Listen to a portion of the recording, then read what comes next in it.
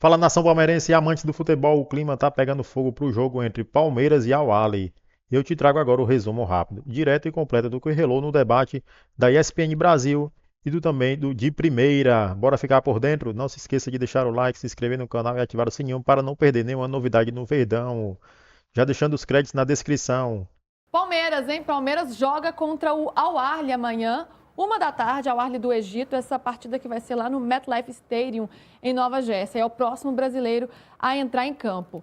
Na quinta-feira também, amanhã, às 4 da tarde, tem outro jogo válido pelo grupo do Palmeiras, que é Inter Miami e Porto. Então, também essas equipes se enfrentando pelo grupo A. E tem também o grupo do Botafogo, o grupo B, que entra em campo. Seattle Sounders e o Atlético de Madrid às 7 da noite. E aí esse confronto muito esperado às 10 da noite, PSG e Botafogo.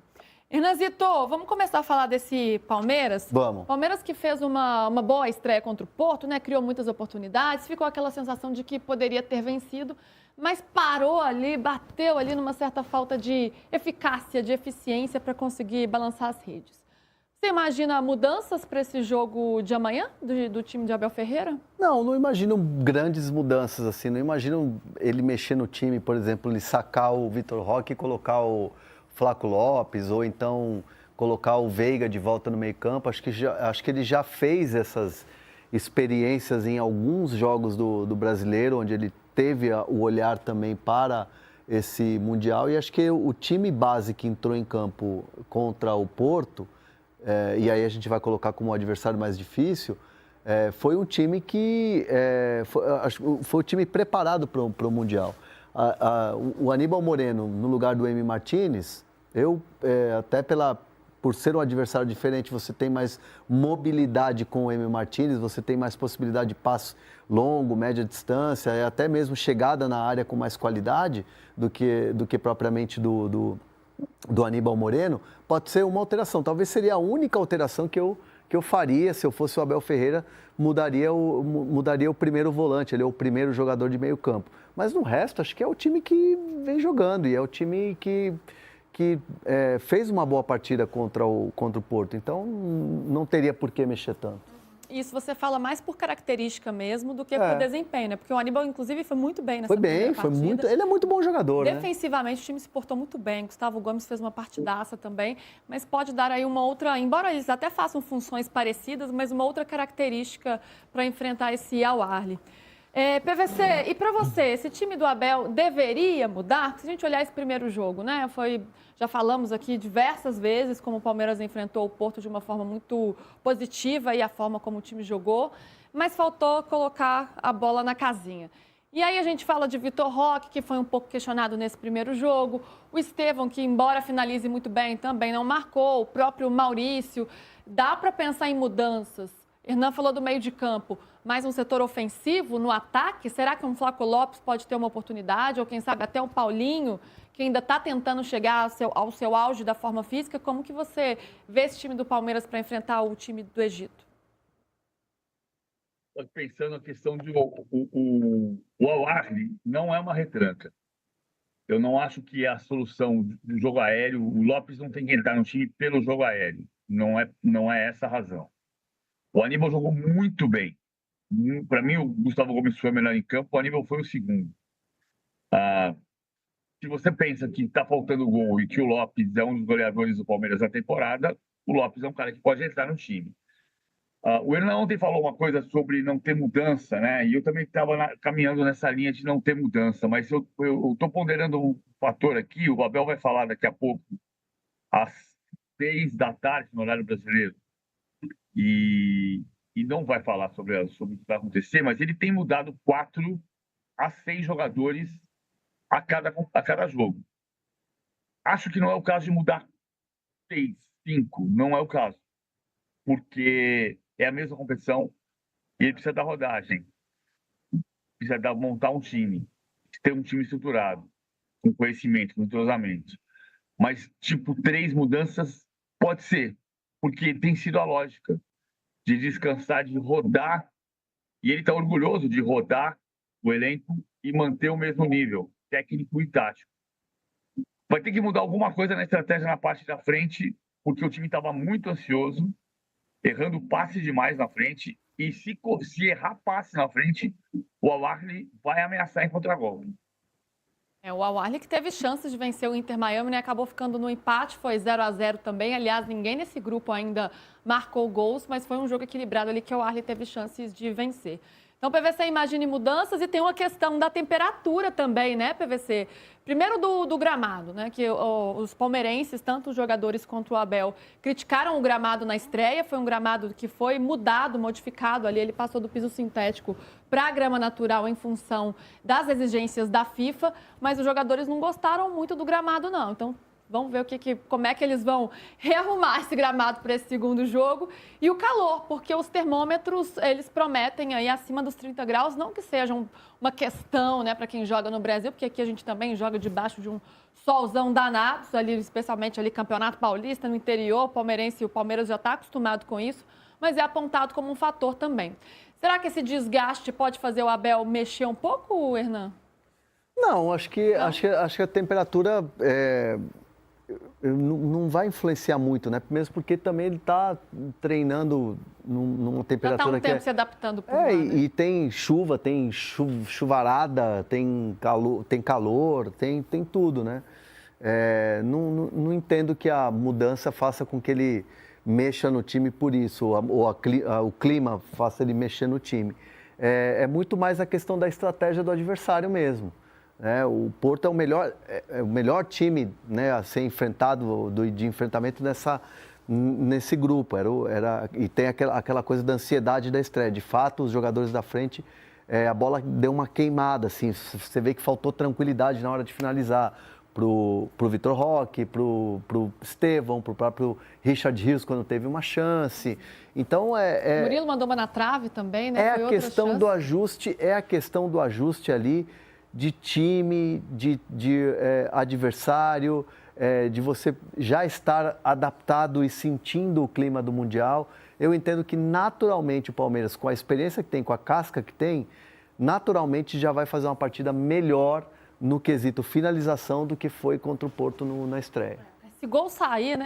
Já tira das costas esse peso também, para sair esse primeiro gol aí do Palmeiras no Mundial de Clubes. Até porque o time criou, e é o que diz a própria FIFA, PVC. A FIFA fez um estudo, né, analisando diversas estatísticas que mostram como o Palmeiras teve boas ações ou muitas ações ofensivas nessa primeira rodada. A porcentagem de ações ofensivas com posse de bola no último terço, que é um papo bem futebolês, mas acho que vocês entendem, né, o quanto o time criou e teve ações ofensivas, o Palmeiras só fica atrás do Bayern de Munique, que aplicou 10-0 para cima do Auckland City na primeira rodada. Tudo bem, é um time semi-amador, o Auckland é verdade, mas foi um 10-0. Então, o Bayern aí com 56%, Palmeiras 22%, assim como o Chelsea, o Benfica 20%, PSG 19%, e olha que o PSG venceu o Atlético de Madrid por 4-0, ou seja, foi muito eficiente, e o Flamengo 10%. O que esses números querem dizer, PVC? Eu acho que é bem importante. Esse relatório, um relatório aberto que tem aqui, eu fiz um recorte porque me chamou a atenção, comparando todos os números, e porque muitas vezes se fala do que o Abel está fazendo, que o Abel às vezes é defensivo, e ele está tentando fazer um jogo ofensivo o tempo inteiro. O relatório ele é muito detalhado. Eu vou tentar mostrar, não sei se dá para mostrar direitinho aqui, mas ele começa com esse gráfico que tem, aqui está escuro. Esse gráfico. Vocês estão vendo, gente? Conta aí. PVC, não sei se a gente está vendo, mas vamos tentar. Tá difícil fazer. Mas olha tá difícil de ver. Olha a quantidade de informação que tem passando aqui, ó. Olha só, isso muita é o relatório informação. de um jogo. É o relatório de um jogo. Olha só, tá? Então, ele é muito detalhado. Ele começa com informações que são absolutamente convencionais, como a gente tem visto. Gols, tentativas de gol no alvo, total de passes completos. E ele vem descendo para questões que são diferentes, né? Fases do jogo. Com posse de bola. É aí que tem esse dado. Quando o Palmeiras tem a posse de bola, ele cria 22% das suas jogadas com posse de bola no último terço do campo.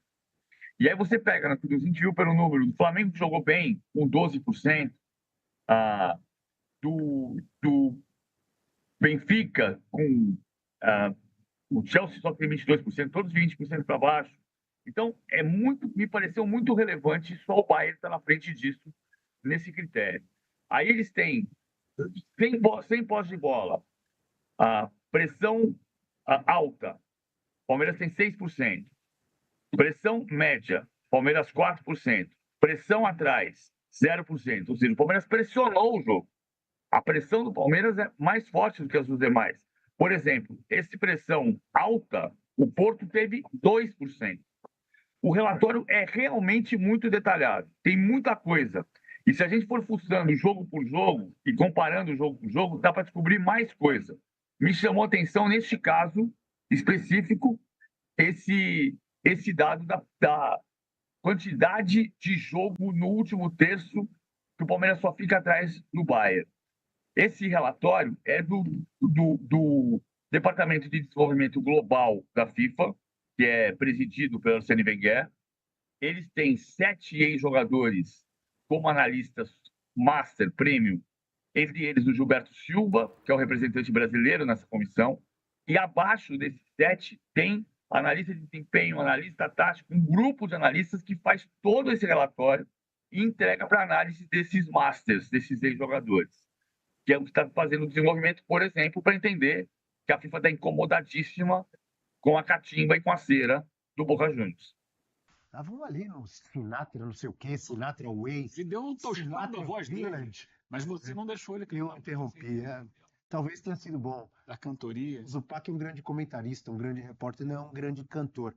Agora é o seguinte, eu tenho uma pergunta pro Eugênio, mas eu já sei a resposta. Perde a graça um pouco, né? Depende. Pera, Não pode surpreender. você sabe também a resposta e o Donk também sabe. Sabe qual é a pergunta? Eu não sei qual é a pergunta. Então eu vou te falar. A pergunta é, Eugênio Leal, você escalaria para amanhã contra o Al-Ahly Vitor Roque Tigrinho ou Flaco Lopes? Você já sabe a resposta do Eugênio. Eu já sei, mas olha, dessa vez eu tô com o Eugênio. Você já sabe a resposta do Eugênio? Eu acho que sim. É flaco, ele é flaquista. Ele é flaquista, ele é muito flaquista. Muito Fala, Eugênio, flaquista. fala aí. Não, eu quero que eles falem, porque você já sabe a minha resposta. Não, a Só minha- viu? a O professor está comigo. A minha é surpreendente, porque numa dividida entre os dois, Confere o Tigrinho. eu sempre preferi o Tigrinho. Mas Amanhã você prefere mas Flaco eu- Lopes? Por quê? eu cansei. Eu cansei do Tigrinho Ah, e tô precisando de E gol. quantas chances de gol ele teve? Quantas bolas chegaram para ele chutar no gol Mas e fazer o gol contra o o Porto? Zopac colocou Defesa dele. uma coisa interessante. É o tipo de adversário que perde o Flaco, pelo menos de saída. Acho que o adversário perde o Flaco. Você tem 2 pontos que estão falando a favor, né? Então não é só que um dos você bens. cansou. Então não é que Não, você... também estou um pouco ressabiado. Ah, tá. Estou um pouco ressabiado com o Tigrinho. Ah, é? Ele está traindo minha confiança. Tá Eu deixando- esperava mais dele. tá deixando a Esperava mais desejar? gols a essa altura, o tempo está passando, Ah. eu continuo escalando ele não está dando resposta, o time já não fez gol contra o Porto, o tiro é curto nesse campeonato, eu acho que é hora de Flaco. Eugênio fez sua cabeça, hein? É. Tá influenciando O a campo rapaziada fala, aí, Eu não hein? fiz a cabeça, porque É. quando eu falei, ele foi contra. Fui O que contra. está fazendo na cabeça dele é o desempenho dentro de campo. Que foi Quantas justamente, bolas chegaram para ele fazer gol? justamente o que fez também a minha cabeça antes. Porque de início, o Vitor Roque é o jogador contratado para ser a resposta do Palmeiras. A conhecida e já sintomática falta de eficácia, que a gente acabou de ver mais uma vez o Ricardinho pontuar ali. O Palmeiras foi o time que mais criou situações de gol e também o time que mais perdeu as situações de gol. Se esperava Mas que o quem Vitor perdeu o Roque gol não foi o chegasse... Vitor Roque. Foi Estevão Ei, e Richard Rios, Mas lembra ele bem? foi contratado para quê? Nem chegou a Para perder. ser o homem-gol. Ele foi contratado para ser o 9. E quando ele foi contratado, eu, inclusive, falei sobre isso. Não, beleza, foi buscar o camisa 9, que é o cara que vai fazer as bolas entrarem. Ah, mas se a bola não chegou para ele, de repente ele está saindo muito da área, tá ajudando muito a construir, ajuda a marcar e tal. Mas, enfim, o que o Palmeiras precisa é de alguém que empurre a bola para dentro do gol. E ele não está conseguindo fazer isso. Então, essa é a grande questão. Se esperava dele uma coisa, ele pode estar ajudando em outras, pode. Só que para outras coisas tem outros jogadores. Para o gol, cadê? E o Flaco Lopes é tão melhor? É esse artilheiro todo que vocês estão Mas falando? acho que vai É vir, mais fixo de área. vai Ah, vir isso é mais bola por entendeu? cima do que Isso por é verdade. baixo. Então, isso É outra característica. Diga, André. eu concordo que a questão do desempenho do Vitor Roque tá baixo. E acho que isso já poderia justificar a escolha. Mas pensando nesse jogo contra o Al-Ahly, eu tô pautando muito mais o meu voto aqui também no Flaco Lopes, muito mais pelo que o jogo vai pedir do que necessariamente pela fase dos Outra coisa que jogadores. tem colocado aqui, eu acho que não dá pra gente falar assim, tem que ser esse jogador e pronto. Né? Depende do Circunstâncias, né? jogo, né? É. Diga, André. Não, eu vejo muito isso, assim, né? Eu acho que faz todo sentido você entrar com o Flaco Lopes nesse jogo, até o próprio Facundo Torres. E acho que bem por aí mesmo a escalação. Facundo é o mesmo caso. Você precisa de alguém mais agudo do que o Maurício. Pelo menos de saída. Aí a bola começa a rolar, de repente o Tigrinho pode entrar e fazer o gol da vitória. Mas que o jogo se desenha, até pelo que a gente conhece do Al-Ahly, pelo primeiro jogo, se desenha para ter mais bola para o Flaco do que para o Tigrinho, não tenho dúvida. Até o fato dele ter dado a entrevista, às vezes sugere que ele pode vir a ser o titular. Boa. E Torcedor palmeirense, Palmeiras volta a campo nesta quarta-feira às 13 horas, horário de Brasília, contra o Al-Ahly do Egito, no MetLife Stadium, nos Estados Unidos, em jogo decisivo pelo Mundial de Clubes. A tendência é de poucas mudanças no time titular, após a boa atuação na estreia contra o Porto, onde o Verdão criou muitas chances, mas não conseguiu balançar as redes. O técnico Abel Ferreira deve manter a base da equipe. A única alteração possível no meio-campo pode ser a saída de Aníbal Moreno para a entrada de Emiliano Martínez, buscando mais mobilidade, intensidade e dinâmica no setor. No ataque fica a dúvida: será que é hora de dar uma chance a Flaco Lopes, um dos artilheiros do Verdão na temporada? Ou até mesmo o Paulinho, que ainda busca a melhor forma possível. Apesar disso, Abel tem mantido uma lógica de 3 mudanças pontuais, equilibrando descanso, estratégia e mantendo a qualidade do time. O gramado, que foi adaptado às pressas de sintético para grama natural, recebeu muitas críticas dos jogadores e de Abel na estreia.